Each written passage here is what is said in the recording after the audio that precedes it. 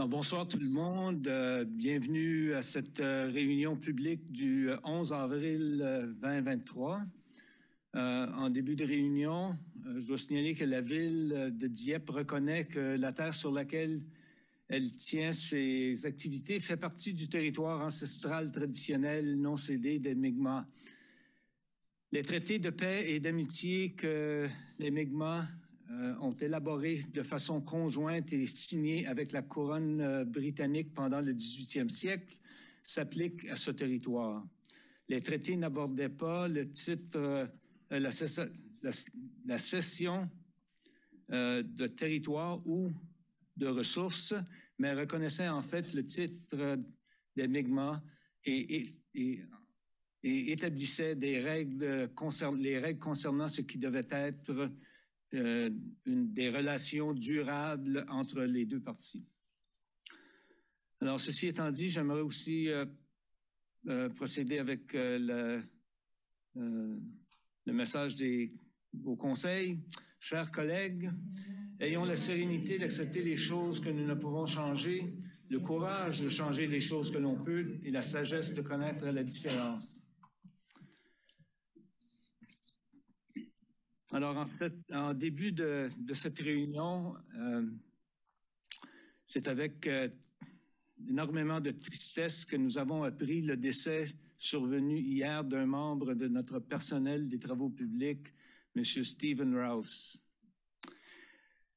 J'aimerais offrir mes plus sincères condoléances à son épouse et à sa famille et à tous les collègues qui l'ont côtoyé pendant ces nombreuses années de service avec nous. À l'emploi de la municipalité depuis 2009 comme ouvrier, celui que tous surnommaient Rouse était très fier de faire partie de l'équipe des travaux publics de la ville de Dieppe. Ses collègues nous ont partagé que son attitude et sa joie de vivre ont contribué énormément à l'esprit d'équipe et à l'environnement de travail au centre des opérations. Sa bonne humeur se faisait toujours sentir dans toutes les installations municipales où il se présentait. Rouse a toujours trouvé que Dieppe était un endroit où il faisait bon de vivre et de travailler, et son sens du devoir était seulement qu'égalé par son sens de l'humour. Mais son sens du devoir envers nos citoyens est un exemple à suivre. Alors, merci Rouse pour ton dévouement envers notre communauté. Pour moi, ça me touche particulièrement parce que j'ai bien connu son père, Terry Rouse, qui était chef de police pour la ville de Dieppe plusieurs années passées avant que la Gendarmerie royale vienne en place pour les trois communautés. Et souvent, les gens se demandaient qu'est-ce qui est le nom de la rue Rousse dans cette région-là, près du boulevard Dieppe. Puis, j'étais toujours fier d'expliquer au monde que c'était pour notre ancien chef de police, M. Rouse, de la même façon qu'il y a aussi une rue Aucoin pour un autre ancien chef de police, justement Aucoin, pas loin de la rue Rouse. Mais à la famille Rouse, encore une fois, au nom du conseil municipal et de tous les citoyens, je suis convaincu qu'on est touché par une mort si jeune d'une personne aussi engagée que Rouse. Excusez-moi.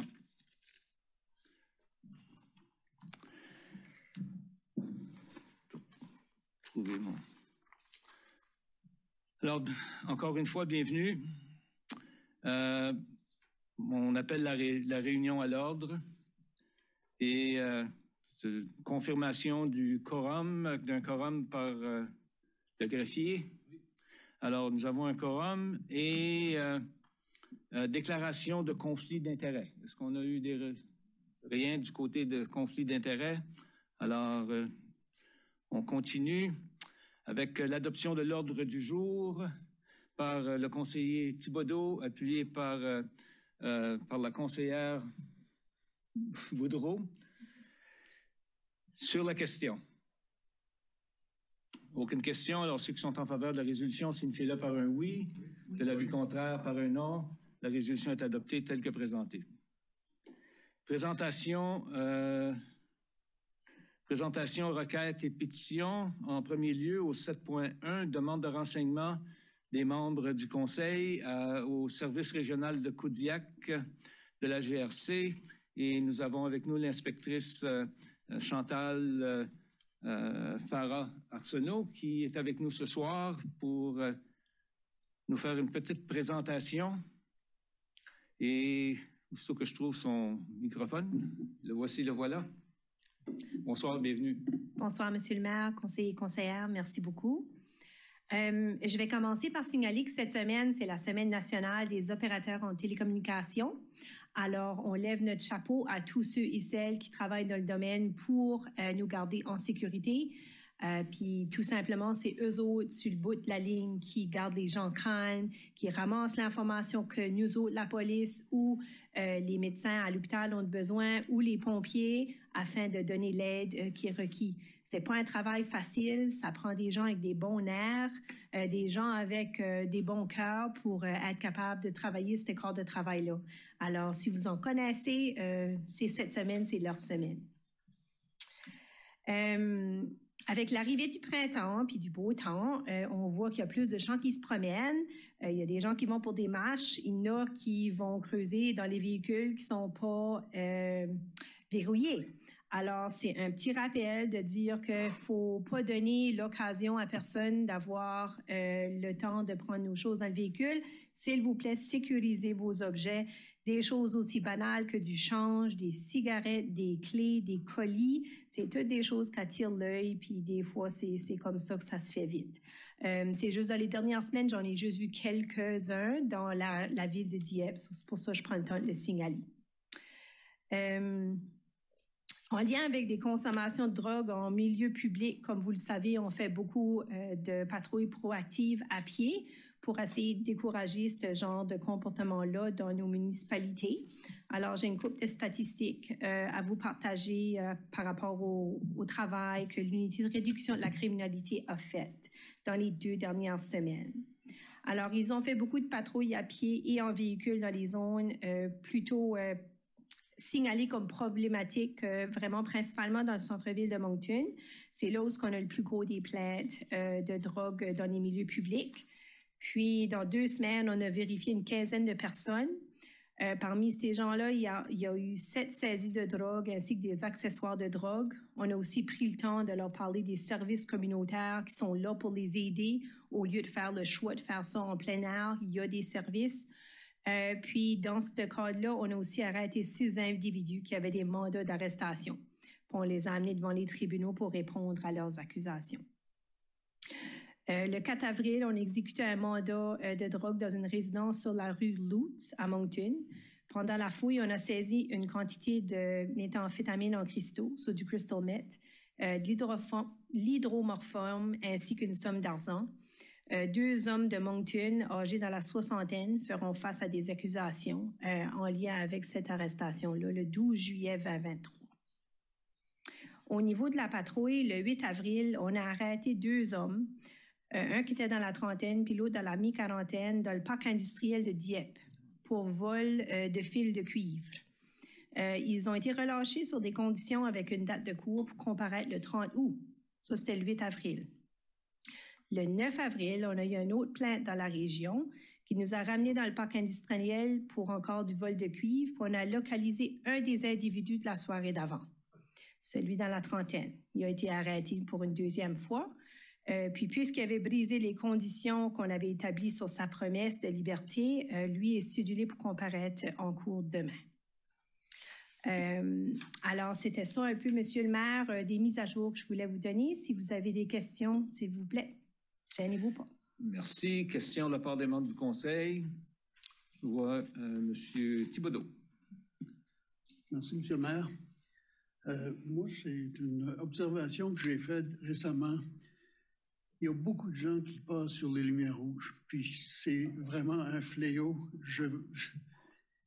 je ne peux pas comprendre que quelqu'un prenne des chances comme ça parce qu'ils arrivent, la lumière tourne jaune, ils sont encore loin, ils lancent pour passer. Puis c'est vraiment, dernièrement, à tous les jours que je sors avec mon auto, autant à Dieppe qu'à Moncton, c'est la même chose. Alors, c'est dû pour avoir un accident, puis je pense que c'est le temps qu'on s'en occupe. Oui, M. Thibodeau, vous apportez un bon point, puis je veux dire jaune veut dire ralenti et non accélère. Puis je sais que dans la vie, tout le monde est pressé, mais vraiment, c'est la sécurité de tout le monde. Vous apportez un très bon point. Tout ce qu'on peut faire, c'est faire des communications, encourager les gens de ralentir. Nous autres, il faut qu'on pogne les gens sur le coup. Hein? Ça, c'est sûr, si on est assis là à la lumière avec notre auto, ben là, nos cerises vont s'allumer, ça prend pas de temps. Mais c'est comme tu as dit, toi, tu les vois, les autres les voient, on n'est pas toujours là. Si jamais que ça vous arrive, que vous voyez ça, que vous êtes capable de prendre une licence, puis nous donner le fil de direction, vous pouvez nous le signaler, mais je réalise que ça se fait très vite, puis c'est pas évident. Les numéros de licence, ça m'amène à un autre point. Il y a beaucoup de gens qui ont leur plaque est cachée. Soit qu'elle est rouillée, puis qu'on ne voit pas les chiffres, ou bien il y en a qui mettent un plastique par-dessus. Puis on ne voit pas à travers. Parce que c'est trop sale, ça ramasse la poussière. Oui. Alors, c'est difficile de rapporter ces... Oui, ça, c'est une infraction au code de la province, que tu n'aies pas ta licence bien visible. Quand on les voit, nous autres, on essaie de faire des rappels aux gens, surtout ceux-là qui avaient des plaques défectueuses, de dire c'est ton devoir comme propriétaire de véhicule de faire ta mise à jour avec la province puis pas une plaque qui est visible. Mais je comprends, tu n'es pas le premier à nous l'apporter. Puis encore là, c'est de l'éducation. Puis quand on voit les infractions, on les gère. Merci, c'est tout ce que j'avais pour ce soir. Merci, Madame Godbout. Oui, merci. Une question. On arrive à la saison des bicycles. Les gens sortent leurs bicycles.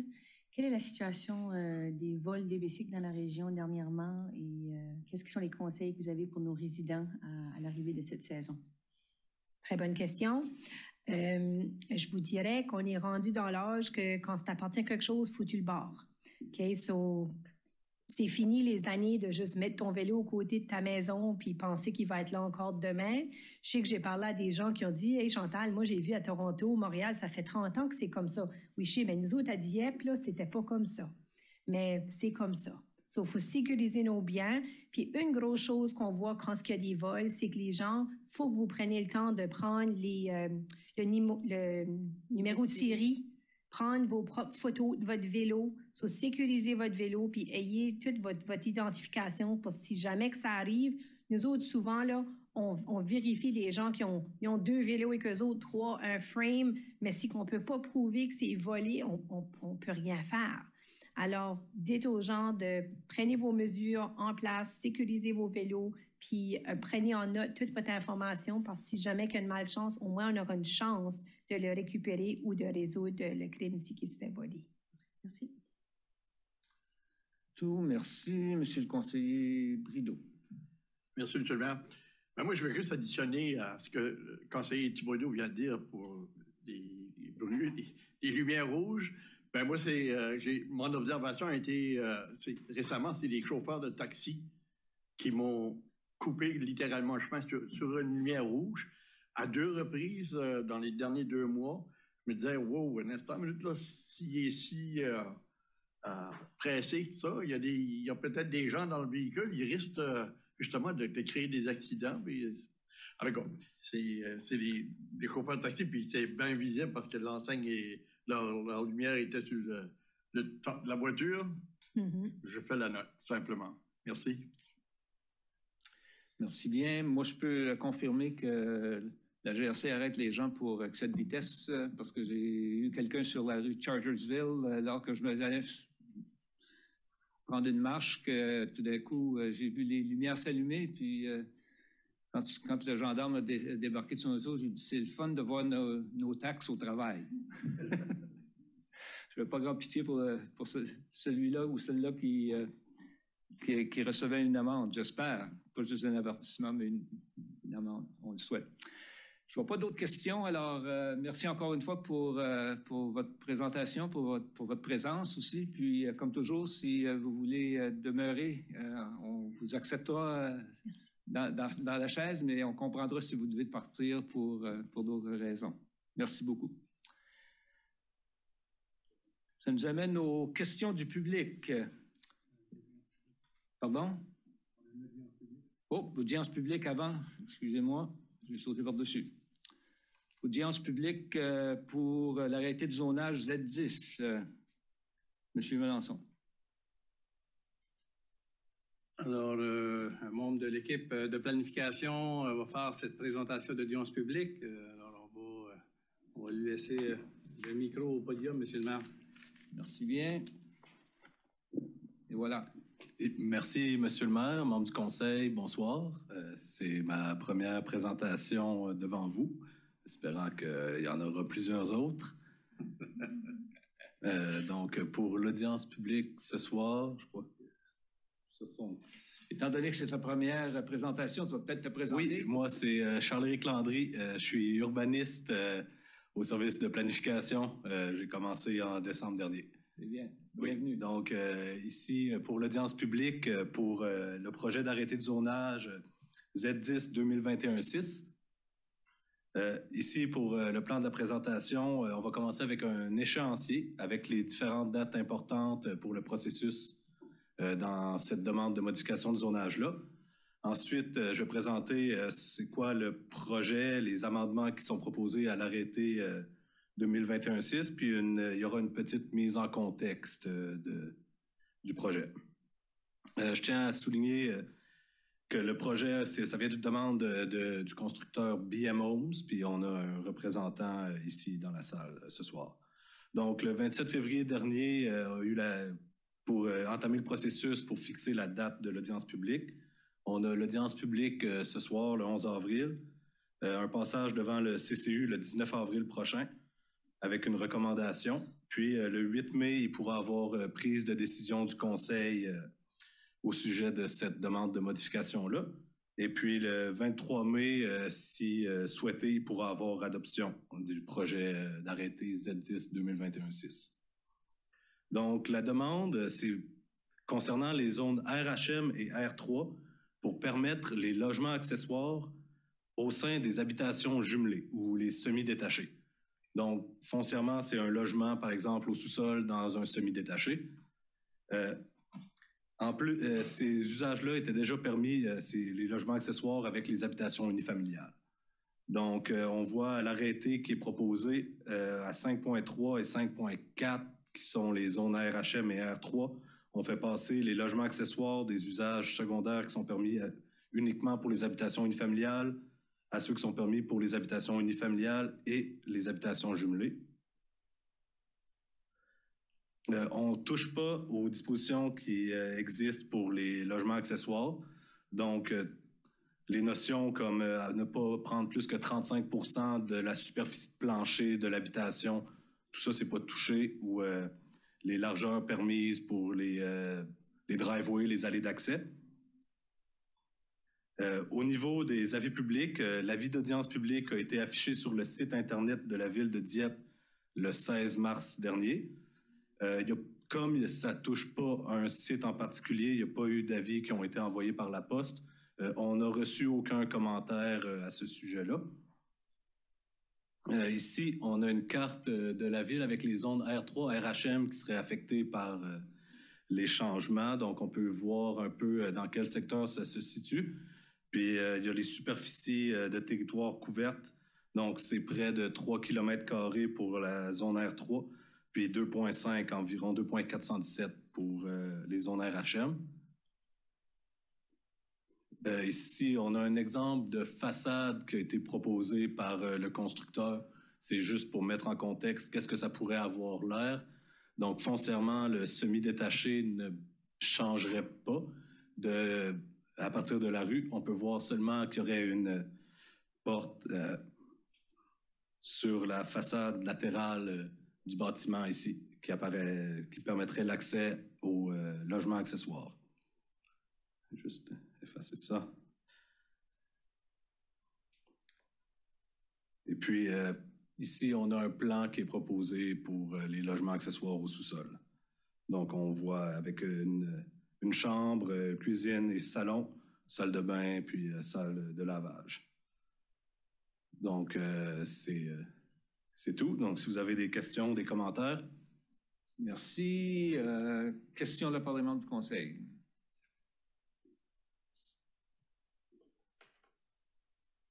Aucune question? Hop, on a une. Madame Leboutillier. Oui, merci, M. le maire. Puis peut-être un peu tôt parce que le CCU n'a pas regardé. C'était plus une question pour moi d'information sur... là, on regarde d'une possibilité de changer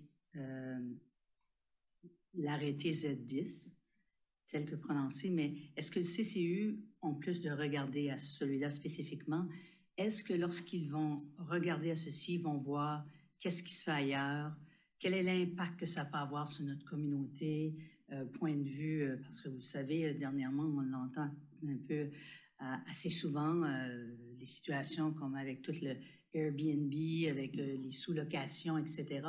Est-ce qu'ils vont toutes prendre ces choses-là en considération et nous faire la recommandation ici en audience publique par la suite et faire les ajouts proposés à R10 pour protéger et bien encadrer, si tel est le cas, ça va passer?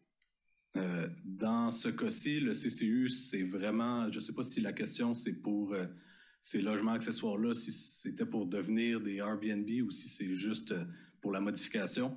Dans ce cas-ci, c'est vraiment ciblé sur les logements accessoires, donc ça n'évaluera pas au niveau des Airbnb at large, si on veut. Je ne sais pas si... mais par contre, pour voir... c'est pas quelque chose qui était dans le rapport, mais c'est quelque chose qui peut être vérifié si ça peut être un problème dans ces situations-là pour les Airbnb. Peut-être que j'ai mal posé ma question, je vais la rephraser de nouveau. Lorsqu'on émet une proposition comme ceci, est-ce qu'on regarde tous les angles et les impacts que ça peut avoir sur notre communauté, etc., tel l'exemple que je viens de vous proposer, oui. Puis OK, même peut-être que ça devrait juste être dans le RHM ou des choses comme ça. Est-ce qu'on regarde ça au CCU ou est-ce qu'on fait des recommandations? L'arrêté de zonage, en général, ne tient pas sur la teneur du bâtiment, donc que ce soit habité par un propriétaire, par un locataire, une location courte, à l'arrêté de zonage, ce n'est pas quelque chose qui est nécessairement tenu. À ce moment-là, il faudrait probablement passer par une autre réglementation. Peut-être Alexandre. Monsieur Girard. Donc, juste pour élaborer sur le point de M. Landry, donc, ici, peut-être juste une autre mise en contexte qui aurait peut-être, ça a été mentionné dans le rapport que vous avez reçu, puis ça a été mentionné aussi dans le rapport qui va être circulé aux membres du CCU. Donc, les deux zones qui sont ciblées, la zone RHM et la zone R3, permettent déjà des habitations multifamiliales. Donc, quand on parle d'habitation multifamiliale, on permet de 3, 4, 5 jusqu'à un montant là, qui serait défini par rapport au gabarit du bâtiment, à la hauteur du bâtiment, etc.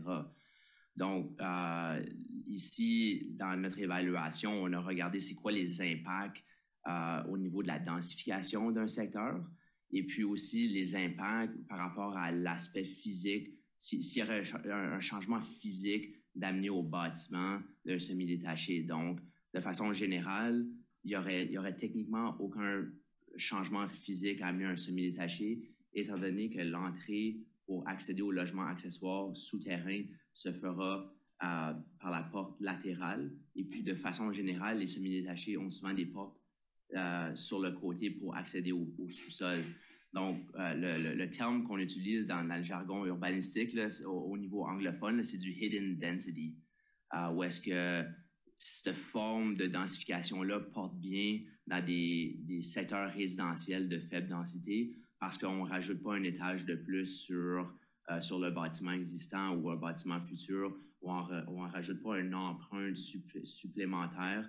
Essentiellement, comme vous avez pu voir, le plan de construction qui est présenté, bien, c'est un plan typique de semi-détaché qu'on voit, à l'exception qu'il y a un logement accessoire au sous-sol. Donc, physiquement, comme Charles-Éric l'a mentionné, on ne va pas dévier par rapport à la largeur des entrées. On a une réglementation là, pour limiter la largeur des entrées.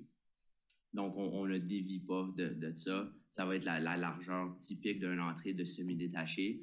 Donc, et aussi, on n'aura pas l'intention de déroger aussi de cette norme qui est existante pour accommoder un logement accessoire. Donc, ici, l'importance de maintenir le caractère résidentiel qui fait en sorte que des semi-détachés peuvent facilement accommoder un logement accessoire dans le sous-sol. Donc, j'espère que ça répond un peu mieux à ta question. Et puis, c'est sûr que l'information sera aussi transigée aux membres du CCU pour leur considération dans leurs recommandations.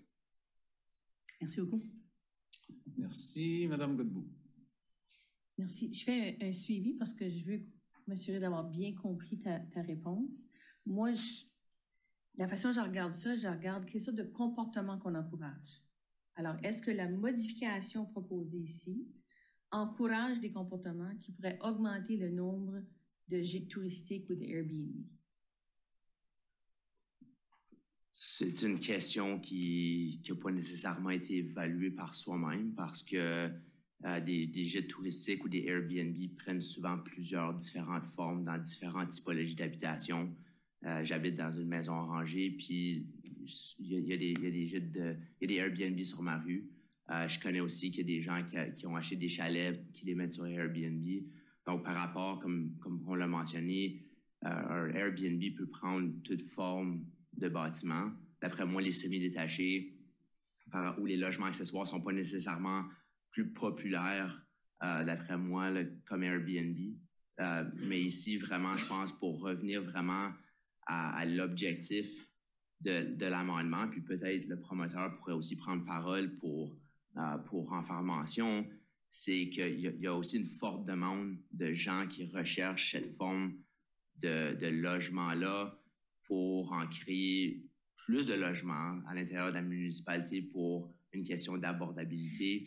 On appelle ça des fois des mortgage helpers, où est-ce que quelqu'un qui peut acheter un semi-détaché, l'hypothèque est un peu dispendieuse, mais si je suis en mesure de louer mon sous-sol à un locataire, ça me donne l'opportunité de rentrer sur le marché immobilier puis d'y participer comme propriétaire.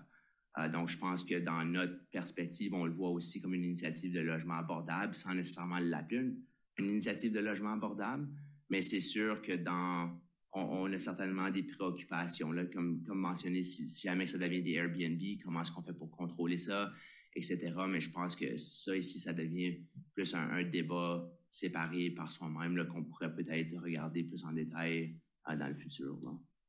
Merci, ça répond à la question. Je vous lancerai le défi de vous mettre dans la position de quelqu'un qui veut se lancer dans le marché.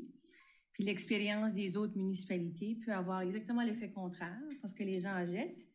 Et en faisant un Airbnb, je peux le rendre plus profitable que le louer au mois et je fais exactement l'impact inverse de l'objectif visé qui est d'augmenter le nombre de logements abordables. Fait, pour moi, il y a un enjeu à être considéré. Puis je serais intéressée, je pense que vous avez l'enjeu et la compréhension, mais je pense que pour nous autres, il faudrait être assuré que cet enjeu-là, on a des moyens de le gérer pour pas qu'on ait justement l'impact inverse que ce qu'on veut. C'est ça que moi, je cherche d'être assurée là, quand va revenir le point puis qu'on aimerait entendre le débat public là-dessus parce que je pense que c'est un enjeu qu'on voit dans d'autres municipalités puis qu'on veut éviter à Dieppe puis ça serait de valeur d'y arriver de façon... On prend note de votre commentaire. OK, merci. Je pense que le mérite puis la différence entre les deux, des fois, c'est dur peut-être à le comprendre, mais je pense qu'on est mieux au moins savoir qu'est-ce qui se passe à l'étage en bas, qu'on est tous vraiment conscients du fait que ça se fait déjà. Quand on parle des étudiants, que ce soit au collège communautaire ou à l'université, ou même des nouveaux arrivants qui s'installent dans un sous-sol, puis on ne sait même pas la qualité du sous-sol et toutes ces affaires-là, au moins, je ne veux pas partir une peur puis faire référence à ce qui est arrivé à Montréal deux semaines passées, puis avec des gens qui habitaient un bâtiment qui n'était même pas approprié. Mais au moins, on sait que ce sera des constructions qui rencontrent les règles du jeu. On aura toujours ce mérite-là, tout au moins. Mais est-ce qu'il faudrait considérer où est-ce qu'on permet les gîtes ou pas dans ce cas-là? Moi, c'est juste ça. Là, comme moi j'ai pas de, je suis d'accord avec toi, ton commentaire, mais il faut prévoir les conséquences possibles là, avant. On vient d'apprendre ça, là, et on est mieux d'être vraiment clair sur ce qu'on veut que notre zonage permette puis ne permette pas comme conséquence, puis qu'on anticipe des enjeux qui pourraient nous venir, parce que pour moi, le logement abordable est important et on voit dans d'autres municipalités où les choses comme les Airbnb font le contraire. Fait qu'il faudrait peut-être... Moi, j'aimerais comprendre ça là, pour voir si ça, c'est la bonne façon d'y aller ou est-ce qu'il faut peut-être, dans ces circonstances-là, parce qu'on veut le logement abordable, moins permettre les gîtes touristiques dans ce cas-là. En tout cas, c'est quelque chose à anticiper. Autre commentaire? Sinon, merci pour la présentation, puis on verra où ça nous mène. Oui, c'est un départ. Ben, merci encore, puis bonne soirée. Merci. Maintenant, question du public. Est-ce qu'il y a des gens qui auraient des questions pour le conseil? S'il vous plaît, vous approchez. Good evening, Mr. Mayor, Good evening. councilors. My name is Tim Westfield. Bonsoir, Monsieur le maire. Je m'appelle Tim Westfield. Je suis à 2138 rue Champlain. Je suis ici ce soir en cherchant une mise à jour sur une utilisation proposée au mois d'août dernier. Et je viens juste d'obtenir ma réponse en rentrant lorsque j'ai appris qu'on a fait appel et ça a été, la décision a été renversée. Si vous n'êtes pas au courant, je parle de Hot Mix Asphalt. C'est une usine qui a été achetée, installée, mise en service avant même d'obtenir la permission du comité d'urbanisme.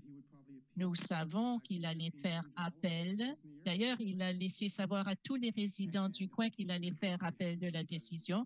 Je suis ici au nom de ces résidents pour chercher des réponses, une mise à jour, et je viens juste de me frapper ce soir. Je me sens comme si on m'a frappé ce soir lorsque j'ai reçu ma mise à jour. Mais au nom de ces résidents, donc, j'aimerais savoir si on peut encore faire quelque chose.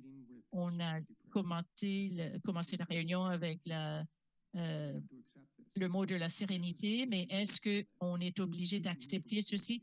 Dieppe est merveilleux pour vivre. Ça fait 40 ans que je suis ici. J'y ai élevé ma famille. Et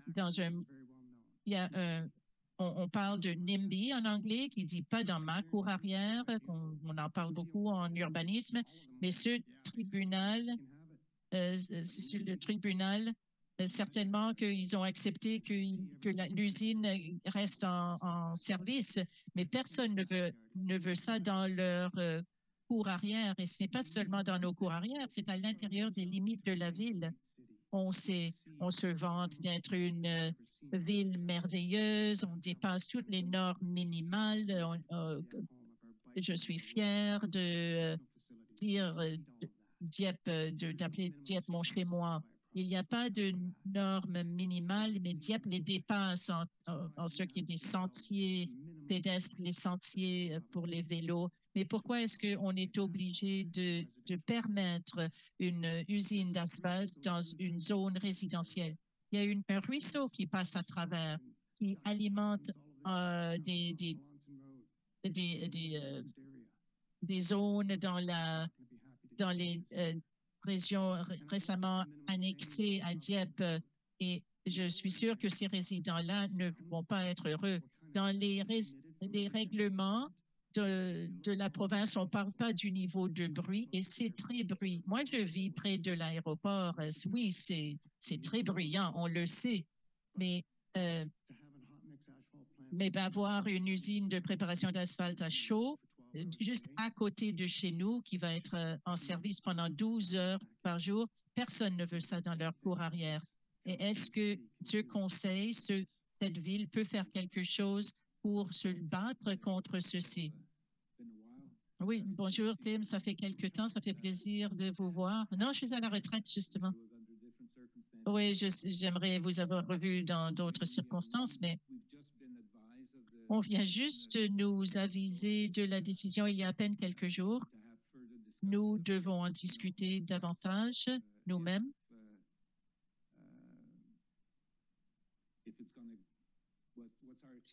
quelles sont nos possibilités de réussite si on agit.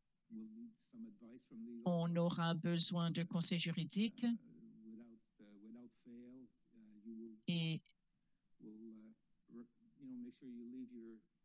assurez-vous de laisser vos coordonnées ici avec une des personnes ici, Alexandre probablement. Oui, j'ai déjà sa carte d'affaires d'ailleurs, et parce que ça relève de sa responsabilité. Oui. Oui, c'est quelque chose que nous devons discuter parce que il faut qu'on regarde les risques pour la communauté.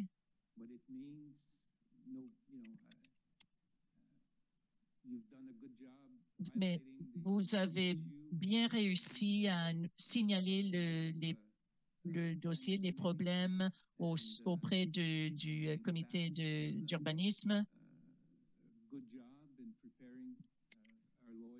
Et le personnel a bien préparé nos conseillers juridiques. Et maintenant, il faut qu'on considère la possibilité de lancer appel. Mais il n'y a pas de garantie dans la vie, comme vous le savez. On va voir. Je suis sûre qu'on communiquera avec vous dans les prochaines semaines. On aura une discussion. Oui, les dangers sont connus. Tout le monde le savent. Mon fils est pompier pour Moncton. Il est allé à des incendies Dieppe. Les services d'incendie de Dieppe sont allés au mois de décembre lutter contre un incendie de ce genre. À Napanee, et ils ont tout simplement dit non. Et c'était en Ontario, c'était pas au Nouveau-Brunswick, mais je ne sais pas quels sont les règlements et les lois là-bas. Mais on se reverra bientôt, oui. Quelqu'un d'autre? Good evening, Mr. Mayor, City Manager, Councillors. Bonsoir, Monsieur le maire, conseillers, conseillères, les employés de toute cette ville dont je suis fière de faire partie maintenant. Je m'appelle Dom Dampy et j'habite sur le chemin Melançon et moi j'ai plusieurs de ces étangs où viennent les canards. J'ai eu des jeunes femmes qui venaient faire du patin artistique sur ces étangs chez moi cette année. J'ai entraîné des jeunes femmes de Memramcook et de Dieppe à du patinage. Moi, ça fait que 20 ans que je suis ici avec ma femme. Mais moi, ça fait que 20 ans, mais ma femme a grandi à Dieppe. Je vais vous mettre sur la sellette. Là, mon voisin a bien présenté son côté, mais moi, je suis ingénieur. Je ne suis pas heureux de cette situation et j'espère pouvoir parler ce soir sans avoir trop de troubles à le faire. Et j'espère que vous allez partager ma colère. J'ai fait quelques calculs, j'ai essayé de faire des recherches sur les effets sur la santé. J'ai trouvé des chiffres entre 2 et 3 km,6, un rayon de 2 à 3 km, 2,6 km. Ils peuvent avoir des effets néfastes sur la santé à cause de l'odeur, mais sur les fonctions respiratoires, les problèmes de la peau, le cancer et la mort. Et c'est une industrie lourde. Cette industrie n'a aucune place à l'intérieur des limites d'une ville et aucune place près de zones résidentielles. On peut faire quelque chose pour y mettre fin avant de passer par la voie juridique, qui semble être la seule façon. La ville pourrait peut-être négocier avec elles, au moins pour les encourager de se déplacer au parc industriel. Entre 2 et 3,6 km dépendent de ce qu'ils brûlent et comment ils fabriquent leur bitumen.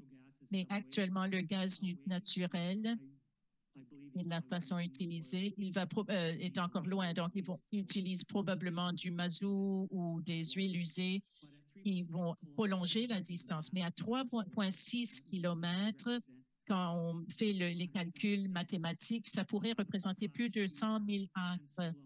L'année dernière, sur le terrain se vendait à 150 000 $ l'acre. Ça pourrait représenter des sommes énormes dans le plein milieu de où la ville veut aménager, faire des nouveaux aménagements. Si vous avez une famille ou une entreprise, est-ce que vous voudriez construire près d'une usine d'asphalte? Si vous avez déjà une résidence et vous pouvez entendre et respirer et sentir cela, voulez-vous essayer de vendre votre propriété? I don't know where each one of you live. If you Je live ne sais pas où vous habitez. Bon, quelqu'un a mentionné Chartersville, mais il y a des gens qui viennent de construire des maisons dans le secteur en question. Et la plupart de ces gens ne savent pas que cette usine d'asphalte existe. À ma connaissance, seuls les gens qui ont été avisés à l'intérieur d'un rayon de 60 mètres, bon, et ça ne touchait que 8 ou 9 maisons. Bon, j'espère qu'il y a des gens qui regardent ce soir, parce qu'il n'y a pas grand monde ici, mais j'espère que les gens vont en parler, qu'ils vont parler de cette usine. Donc, il y a un service d'urbanisme qui joue un rôle très important. Cet enjeu est extrêmement important. Mais si cette personne, sans personne, a mis sur pied cette usine, bon, est-ce qu'on a besoin d'un service d'urbanisme? Parce qu'essentiellement, ce que cette personne dit, c'est que je peux établir ce que je veux, tout simplement en passant par la province. Imaginez si votre voisin disait, écoutez, moi, je vais commencer à faire de la soudure chez moi et je vais faire de la soudure dans mon garage. Eh bien, c'est la même chose qui se passe ici. C'est un monsieur qui crée un parc industriel et c'est une industrie lourde.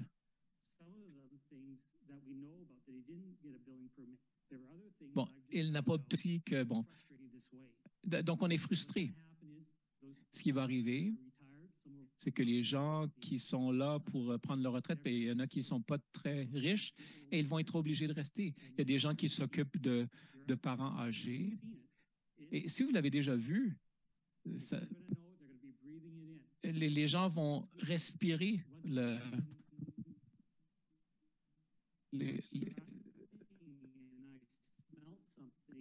Moi, j'étais là la semaine dernière et j'ai senti l'odeur et les gens qui restent là vont devoir la supporter. Moi et Tim, on a peut-être le choix de déménager, mais d'autres ne peuvent pas le faire. Donc, vous devez être nos alliés et vous pencher sur cette question. On parle de 10 000 acres et d'un impact négatif sur la santé. Ça pourrait avoir des répercussions plus grandes à l'avenir aussi, à mesure que la ville prend de l'expansion. Donc, il faut on veut que cette ville joue un rôle de leader et que ce soit un environnement sain, mais accepter cette usine serait un pas en arrière. Et si on permettait l'installation de cette usine à côté d'un quartier résidentiel, et c'est ce qui s'est passé. Et la saison d'asphalte commence dans quoi? 30 jours? Donc, merci beaucoup. Merci de vos commentaires. Je pense que je vous ai déjà dit ce que nous faisons actuellement. On va examiner une décision de la Cour avec les avocats de la ville. On va voir quels conseils qu'on peut obtenir. Mais c'est tout ce que je peux vous dire pour le moment, malheureusement. Quelqu'un d'autre?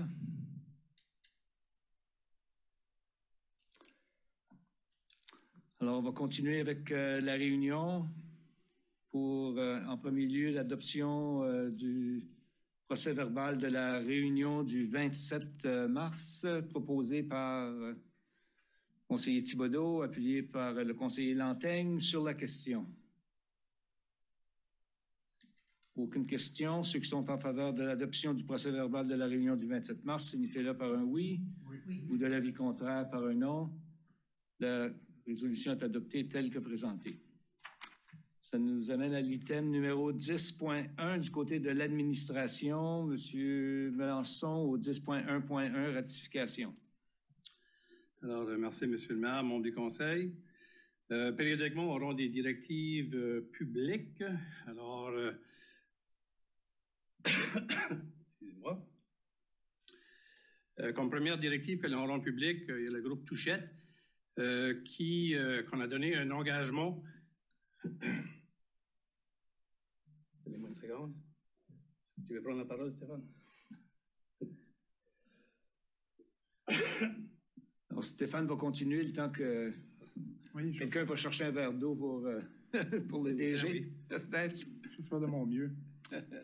Première directive qu'on veut ratifier, c'est que la Ville a donné une directive au personnel d'informer par écrit la firme Groupe Touchette que la Ville s'engage à fournir un débit d'eau adéquat jusqu'à un maximum de 3600 US GPM d'ici le juin 2024 en vue de son projet de construction d'un édifice d'une superficie de 60 000 pieds carrés sur un terrain situé sur l'avenue d'Aviation.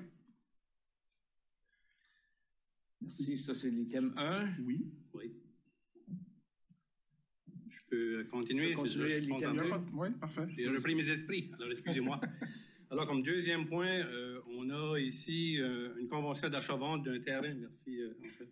Un contrat d'achat-vente d'un terrain avec On Task Property Holding sur un terrain sur la rue du Marché.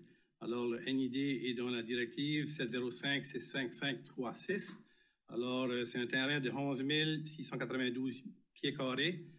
Alors, c'est une valeur de 233 960 $ plus TVH. Alors, c'est un projet qui va être entamé durant l'année 2023 sur la rue du Marché pour continuer à la croissance de notre centre-ville. Et troisième directive que l'on rend publique ce soir, c'est une autorisation de signature d'entente de développement au niveau d'une entente de vente et de développement de projet avec Eddy Group Limited sur la rue Hardnet. Alors, c'est une vente de terrain sur le NID 703-93574 pour une valeur de vente de 275 000 $ plus TVH. Alors, un projet d'immobilier qui va prendre son envol cette année également et qui devrait être complété dans la prochaine année. Alors, trois directives que l'on rend publiques ce soir pour le bien du public. Merci pour la ratification. Madame Mélissa Boudreau, s'il vous plaît, pour la lecture. Merci, Monsieur le maire. Que le Conseil ratifie les directives adoptées lors de réunions du Conseil tenues à huis clos portant sur les sujets suivants. 1. Engagement, augmentation du débit d'eau, avenue de l'Aviation, adopté le 29 avril 2021. 2. Vente de terrain, les NID 70 56 55 36, rue du Marché, adopté le 26 juin 2022. 27 juin 2022. Autorisation de signature entente de développement Eddy Group Limited, adopté le 13 mars 2023. Je le propose. Proposé par la conseillère Boudreau appuyé, excusez-moi, par la conseillère Turgeon-Roy sur la question. Aucune question. Alors, ceux qui sont en faveur de la résolution signifient-le par un oui, ou de l'avis contraire par un non. La résolution est adoptée telle que présentée. À l'item 10.2, planification, 10.2.1, recommandation du CCU. Monsieur Melançon. Alors, suite à une demande envers un lotissement Jardin Beau-Soleil, alors un plan modificateur qui identifie le prolongement et l'emplacement des rues Mélanie, Delta et Champion, ainsi que l'emplacement des terrains d'utilité publique dans le cadre de ce plan de lotissement. Alors, le CCU ont fait la recommandation d'une manière positive et c'est pour approbation du conseil municipal ce soir dans le cadre de ce lotissement unité 7. Merci pour la lecture de la résolution. Monsieur Brideau. Merci, Monsieur le maire. Que le Conseil accepte la recommandation du Comité consultatif en matière d'urbanisme visant l'acceptation du plan modificateur provisoire du lotissement Jardin Beau-Soleil, unité 7, en date du 24 février 2023. lequel prévoit le prolongement et l'emplacement des rues Mélanie, Delta et Champion, ainsi que l'emplacement des terrains d'utilité publique. Je vous le propose, M. le maire. Merci. Proposé par le conseiller Brideau, appuyé par le conseiller Lantaigne sur la question. Sur la question, Mme Godbout. Oui, merci. Quand je regarde l'analyse de terrain d'utilité publique faite par la ville de Dieppe, on se réfère au plan maître des parcs et sentiers de 2014. Est-ce qu'on a quelque chose de plus récent que ça ou des principes directeurs d'un nouveau plan ou d'autres choses qu'on pourrait utiliser pour nous guider? Ça semble un peu vieux comme outil de référence dans leur analyse, étant donné la croissance et le changement des directions depuis ce temps-là? Monsieur Richard. Merci pour la question. Donc, c'est le dernier plan en vigueur actuellement. On est en processus de planification de nouveaux plans, justement de parcs et espaces verts. Donc, d'ici la fin de l'année, on souhaite avoir un nouveau plan révisé. Bien, c'est le plan actuel qu'on travaille avec au niveau des lignes directrices. Donc, habituellement, on a des plans directeurs comme ça, c'est de 5 à 10 ans. Dans ce cas-ci, c'est un petit peu moins de 10 ans. C'est là qu'on en est. Oui, c'est juste un peu, c'est les recommandations sur lesquelles on se fie hein, quand on voit ça, mais quand tu creuses, ça me semble un peu vieux, là, fait que en termes de principes directeurs, est-ce que vous anticipez des grands changements qui auraient un impact sur ce qui est recommandé ici? C'est un peu du crystal balling, je comprends, c'est pas fait, là, mais est-ce qu'au moins ce qui est proposé s'aligne avec ce qu'on peut envisager comme prochain plan des principes directeurs d'un prochain plan? Bien, pour parler spécifiquement des recommandations de ce dossier-ci, j'inviterai mon collègue Éric peut-être à venir parler de ce côté-là, mais au niveau du futur plan, je pense que notre appel d'offres va définir un peu le mandat qu'on va demander aux firmes. Puis typiquement, ce qu'on demande aux consultants, c'est d'aller chercher les meilleures pratiques dans le domaine, les choses qui peuvent avoir changé. Pour nous, à Dieppe, c'est certain qu'avec l'agrandissement du territoire et avec les changements au niveau de densification et tout ça, que ça va faire partie du mandat qui sera demandé aux consultants de nous bâtir un nouveau plan. Mais pour la question spécifique, là, je ne sais pas si Éric aurait ajouté là-dessus. Non. Est-ce qu'on aurait regardé le plan de transport actif, par exemple? D'autres choses comme aligner, où est-ce qu'on veut placer des choses, d'autres plans comme... Et qu'il n'y a rien qui entre en conflit, ce que je voulais juste confirmer, là. Je comprends l'utilité publique, c'est pas transport, comme nécessairement transport actif, mais juste en termes de où est-ce qu'on veut mettre quoi, les sentiers qui visent, les places où est-ce qu'on a où est-ce qu'on met nos sentiers plus tard, d'autres choses, des fois on s'enligne proche de où est-ce qu'il peut y avoir des utilités publiques ou pas. Non? Donc, si je comprends bien la question, c'est est-ce que le plan, ce qui est proposé ici, a pris en considération ce qui est dans le plan de transport actif actuel? Oui, ou d'autres choses, oui. OK. Je pense que, par principe, oui, mais c'est certain que le nouveau plan de transport actif que l'on a tout de suite n'était pas là lorsqu'on a fait l'évaluation de ce dossier ici.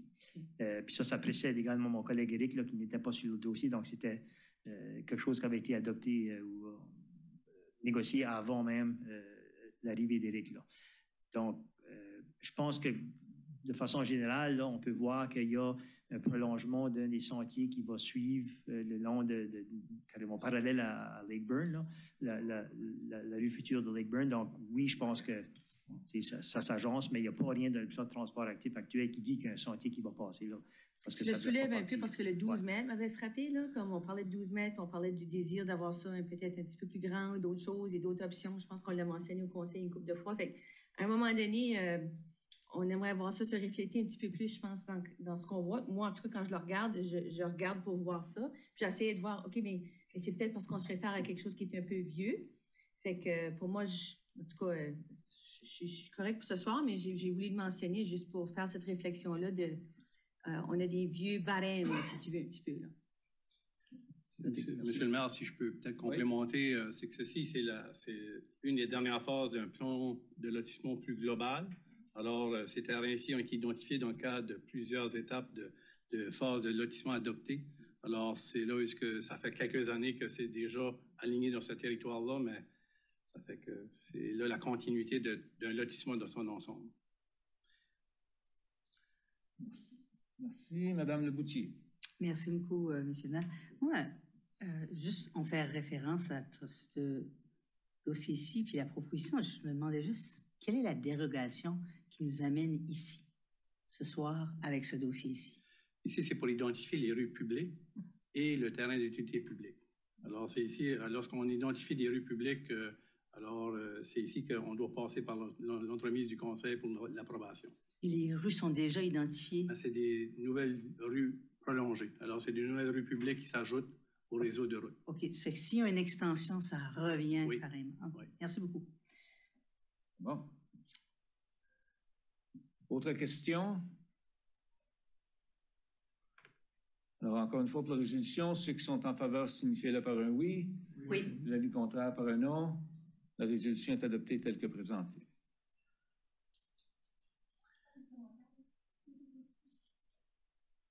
Merci, M. le maire. Oui. Je note aussi, quand je regarde dans les recommandations aussi, les références à des plans antérieurs aussi. À un moment donné, j'aurais peut-être des questions quand je regarde un peu les distances, par exemple, les parcs de voisinage doivent être une telle distance et d'autres choses.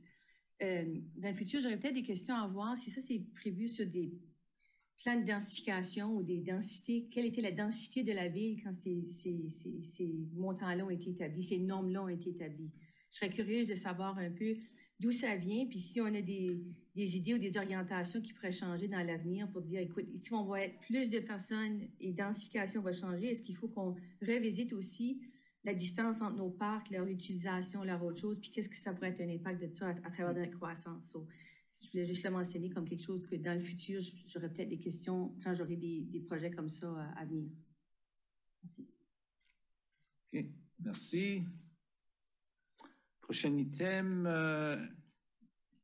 il n'y a pas d'arrêtés municipaux, il n'y a pas d'avis de motion qui nous a été communiqué. Alors, ça nous amène aux demandes de renseignements et annonces de la part des membres du Conseil. Puis, on va commencer tout de suite avec M. Godette. Votre micro...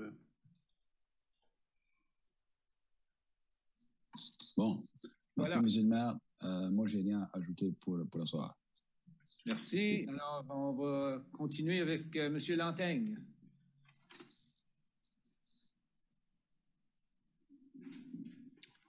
Rien pour moi ce soir, M. le maire. Merci.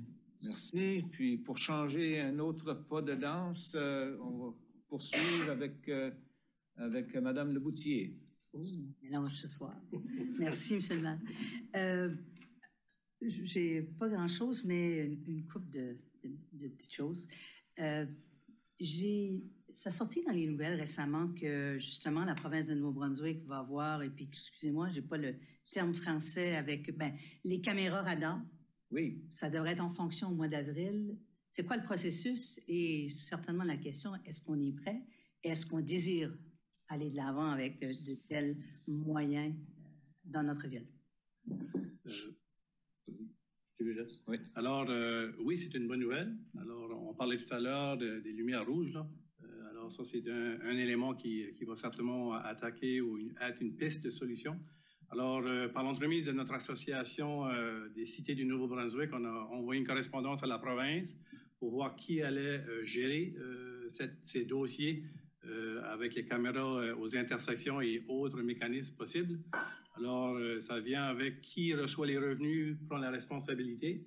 Alors, si la province est prête à nous retransmettre les revenus d'infraction, on est prêt à en prendre la responsabilité, mais si la province veut garder les revenus, on leur demande de prendre pleine responsabilité au niveau de la gestion des infractions. Alors, on attend toujours une réponse. Merci beaucoup. J'aimerais des avis. J'aimerais aviser les gens que la semaine prochaine, à 6 heures. 6 heures, oui. On va avoir la présentation sur notre ouverture verte. Peut-être pour ceux qui désirent participer. Vous êtes tout le monde les bienvenus. Et j'aimerais aussi c'est sûr que ce n'est pas une priorité, là, dans une des top priorités, mais j'ai vu récemment plusieurs municipalités au Québec ont commencé à émettre des nouveaux règlements pour les félins, les chats. Fait que j'aimerais que si on aurait le temps, qu'on regardera ça. C'est sûr qu'on ne peut pas contrôler, on le sait, on a eu des années passées comment on faisait. Et le règlement, c'est qu'ils imposent des genres de chips pour s'assurer que, etc. Là, il y a quand même, encore une fois, là, c'est sûr qu'on a d'autres grandes priorités, mais ça pourrait être sur le radar. Ça serait bien qu'on regarde ça parce qu'on a quand même des plaintes de ce côté-là. Là, c'est pas un chaos, mais régulièrement, je suis sûre. Et puis, c'est tout pour moi. Merci beaucoup. Merci. Madame Godbout. Merci, Monsieur le maire. Deux petites choses. Une annonce, une question. Juste la prochaine réunion de l'autorité policière régionale de Kodiak, la prochaine réunion publique, c'est le 20 avril. Et puis, je pense que cette réunion ici est à la ville de Moncton, cette fois-ci, si les gens sont intéressés à y participer. Et deux, on parlait... la dernière réunion avant, on parlait un peu de chiens. Puis je me demandais au niveau, puis vous n'avez peut-être pas la réponse ce soir, mais peut-être à la prochaine réunion, je serais curieuse à savoir si on a émis plus de permis de chiens à la ville de Dieppe dans la dernière année et plus. Est-ce que la croissance du nombre de permis reflète le nombre de photos de nouveaux chiens que je vois sur Facebook à tous les semaines? Un peu comme une genre d'observation, monitoring de si effectivement notre arrêté rentre en jeu ou pas et respecté à la ville. Ça serait peut-être intéressant de savoir la suite des choses là-dessus. Étant donné qu'à cette heure, on peut avoir 12 chiens dans une bâtisse à 4 immeubles. Là. En tout cas, c'est juste une petite question si on pourrait avoir les informations à un moment donné. Merci. C'est tout? Madame Boudreau. Merci, Monsieur le maire. Je pense qu'on est parti sur le sujet des animaux. Parce que ma question ce soir était par rapport à... ça fait un petit moment déjà, on avait eu une présentation citoyenne pour créer un arrêté pour permettre les poules urbaines. Et on sait que certains citoyens à Dieppe ont déjà des poules sans que ce soit encadré ou... Puis on sait qu'à Moncton, il y a un arrêté là-dessus, puis des autres villes font la même chose. Je pense que ça vaut le coup qu'on encadre ça chez nous, ou au moins qu'on entende un peu les recommandations sur ça. Je sais que les arrêtés sur les arbres, c'est en train de prendre pas mal du temps des employés en ce moment, mais est-ce qu'on a du développement par rapport à possiblement faire un arrêté pour les poules? Ou est-ce qu'on a une date pour ça ou une discussion à venir? Quand est-ce demander à Alexandre de bien vouloir, mais les poules sont permis à certains endroits en ville. Ouais. Alors, juste pour faire sûr que le message est que c'est pas interdit partout, Alexandre va certainement pouvoir mieux répondre que moi.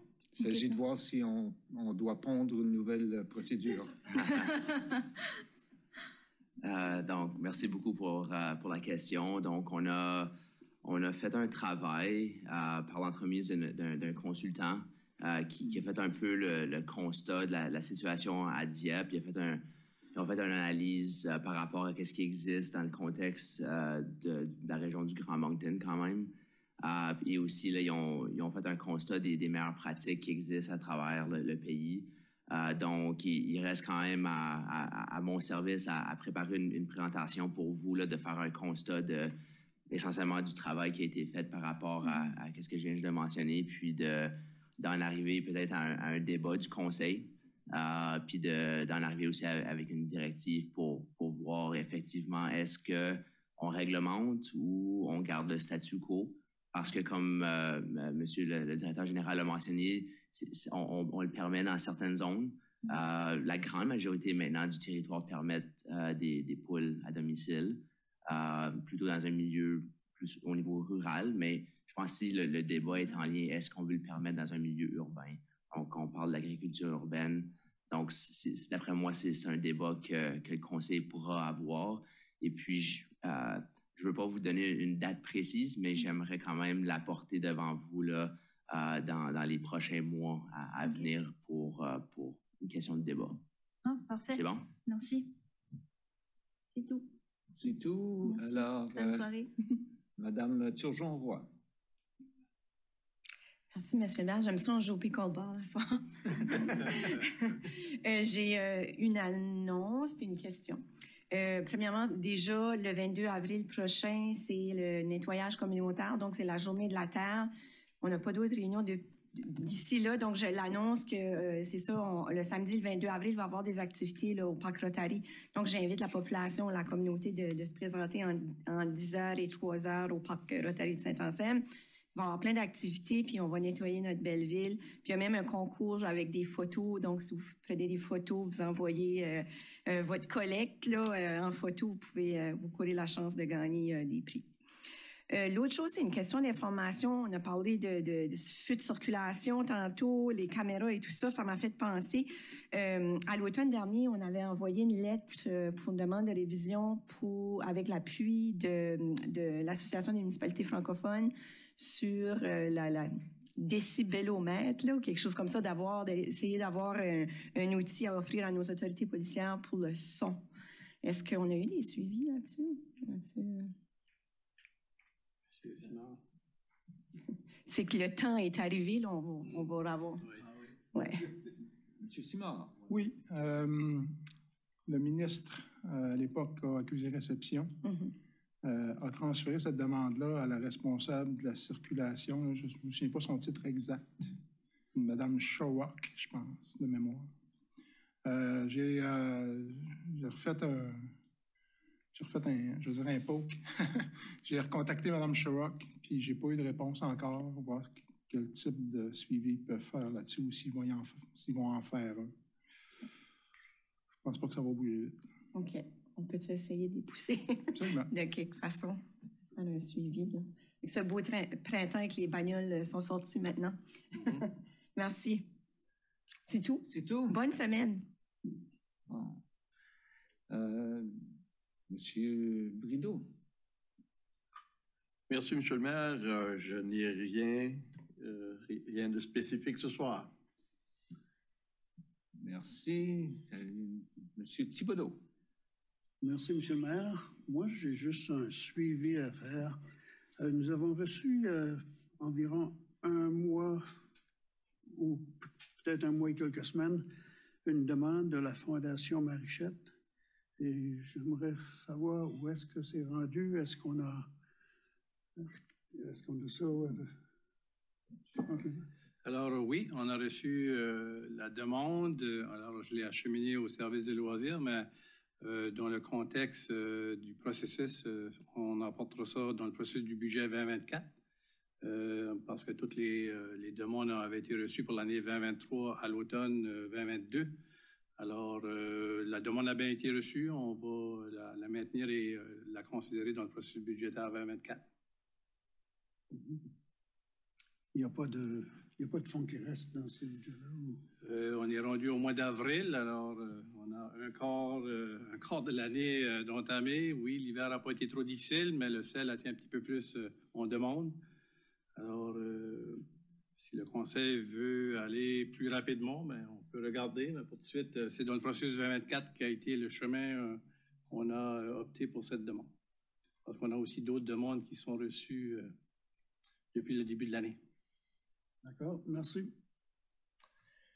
Merci. Je ne voudrais pas déroger de ce qui semble être la tendance du jour. Je n'ai rien à rajouter. Alors, bonne fin de soirée à tous.